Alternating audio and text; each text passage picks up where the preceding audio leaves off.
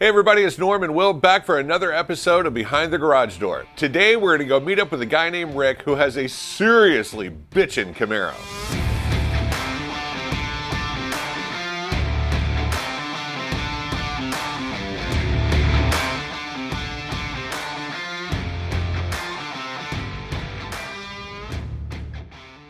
All right, we made it out to Lakeland to Rick's beautiful house on this beautiful lake. Rick, thank you so much for inviting us out. We really appreciate this. Well, thank you so much for coming. Absolutely. So, little different on this particular episode. As you see right here is Rick's garage door, but the cool car is not in there. We're actually going to see what's behind Rick's trailer door.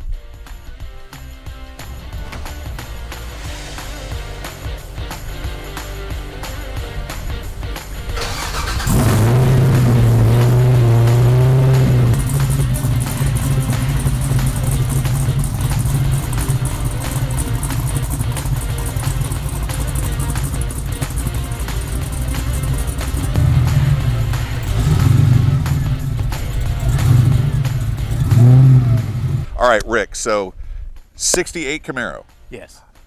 Tell me all about this car. First of all, where did you get it and how long have you had it? It came from Plant City area. Okay. A friend of mine had it. He bought it from somebody in Plant City.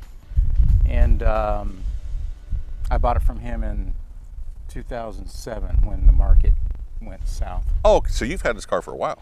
Yeah, but I didn't get around to doing what's been done to it till about 2013. Oh, okay. That's when we started. So what did you start with? Was it a decent car? Was it a basket case? Was it? No, it was a decent car. Just the Bondo was thicker in a lot of areas than I'd hoped. Once you start looking, you never know what you're going to uncover. Once you start tearing into things, sometimes you end up with a mess. So You can end up with a mess really fast. yeah, it takes a long time to fix. Tell me all about it. I'm noticing things that are obviously different. A lot of custom work has gone into this car. I see that the bumpers have been brought in. Sorry for the wind noise, folks, if we have any wind noise. Bumpers have not only been brought in, but they're recessed into the fenders and the quarters. Right. Tell me all, who came up with that? I don't know that I've ever seen them recessed into the fenders and quarters before. I had seen them with the rear tucked. Okay. But I'd never seen the front bumper tucked. And there may be some out there that have got past me, but I wanted to do both. Very nice. So that is a cool custom touch that I personally have never seen. Like I said, I've seen them brought in, but never recessed like that. You got the smooth door handles, flush mounted glass. I mean, this car is over the top. Nice. Did you do most of the build, or did you have it built, or? now I let people with a lot more experience than me. Yes, because eventually it'll get done. Exactly. Right. I'm the same way. Let the professionals do it. So you want to mention the person's names that worked on it? Well, there's a gentleman that was very instrumental. His name is Chris George. He lives here in Lakeland. Okay. And often goes by the nickname of MacGyver. So if he built this car, he's one of those guys. Yep. Let's talk about the drivetrain. What's under the hood? It's a LSX 427, Nice. 7-liter, Nice. with a Magnuson heartbeat supercharger. Big one. That's a big blower. 2.3. Yeah. All right, what's it backed by? Tremec T56 Magnum. 5-speed or 6-speed? 6-speed. 6-speed and rear end? Is a Ford 9-inch from Quick Performance out of Ames, Iowa. Very nice. Rick, tell me about the color on this car, because typically you see a Camaro, it's bright red or hugger orange or black or flamed or something like that. This is an eye-catching color, but it's very subtle. Who came up with this, and what is it? Well, that took about 3 years for me to decide on a color, and it was a color that I saw when I was at the BMW dealership on a used car that was a few years old. So it's a BMW color? It is. Okay. And it had been discontinued for late models. Okay. So I love the color, and it seemed different than all your normal colors that people paint Camaros. I don't know that I've ever seen one this color before. It's like a champagne-ish bronze color. It looks really, really good in the sun. It does. It pops in a lot of ways. And the tasteful stripe down the middle and the orange pinstripe around it. And was that you and your builder, or you and your painter? Yeah, that was mostly me. Oh, hey, congratulations. Usually it's the painter taking all the credit of it. That's awesome. So move on to the interior.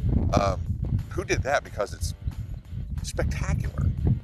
The company that did the interior, the name of it is Avant-Garde Design. Okay.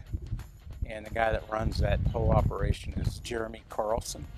All right. And he's become a dear friend and has a lot of cars that compete for the Battle of the Builders at SEMA. Oh, wow. So he does a lot of top-notch cars, and he's just got great ideas. And, it's hard to do. Everything that he did, you don't even really know it's got a roll bar in it until you get up on it. It's so well done and matches the interior so well, and the seats look great. The dash is fantastic. I mean, he did an amazing job on the interior of this car. This is fantastic.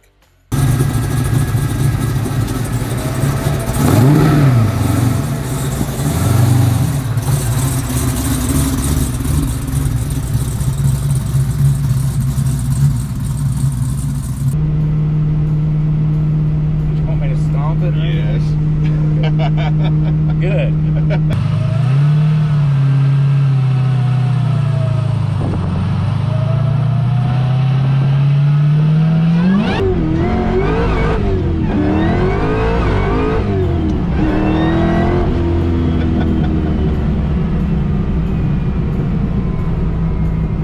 She gets down. Is that what you wanted? That's what I wanted. Well done, my friend. I scare you? Did I scare you? No. So, Rick, have you ever put the Camaro on the dyno? Yes. What kind of power did it make? We dynoed it over at Faster Proms. Jeremy. Jeremy. All right. Toronto. Yeah. And it did 756 horsepower at the wheels. 756 at the wheels. Yes, sir. Not at the crank, at the wheels. Correct. 756 to the wheels. That is a lot of horsepower. Wow, fantastic. That I wasn't expecting. I was expecting somewhere maybe in the upper 5s to lower 6s. Not well, that's 756 blowers. It's all about the boost. All about that boost. So when you were building this car, Rick, what was your end game? What were you thinking that you were going to do with it? Race it, show it, drag race, road course? What were you thinking?